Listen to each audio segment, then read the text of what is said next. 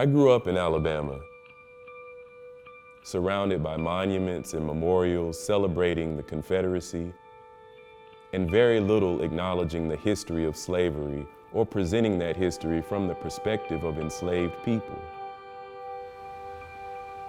In Mississippi, where I grew up, the legacy of slavery, lynching, and segregation can be seen and felt everywhere, and there is an overwhelming need to confront this past. Too few people in this country have been exposed to that history, and that has to change. Because our nation has been silent about the painful legacy of this racial terror, which not only violently took the lives of thousands of African American individuals, but also terrorized and traumatized the entire African American community.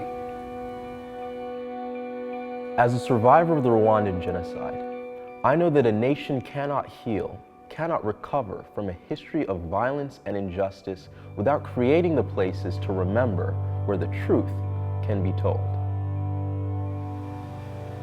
Our hope is that by telling the history of the African American experience in this country, we expose the narratives that have allowed us as a country to tolerate suffering and injustice among people of color.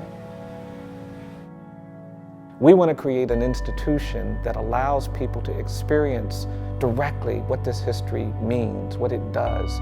In South Africa, you can't go there without learning about the history of apartheid. In Rwanda, you cannot spend time there without being told about the legacy of the genocide. If you go to Germany today, in Berlin there are monuments and memorials and stones that mark the spaces where Jewish families were abducted. But in America, we don't talk about slavery, we don't talk about lynching, we don't talk about segregation. And so now it's time to talk about it. We want to build this museum from enslavement to mass incarceration. We want people to understand there is this line from slavery to the racial bias and discrimination that we see today that needs to be understood. We want people to come through our museum and walk out with an opportunity to do something. We hope they'll be prepared to say something that sounds like never again should we tolerate racial bias and injustice in our country.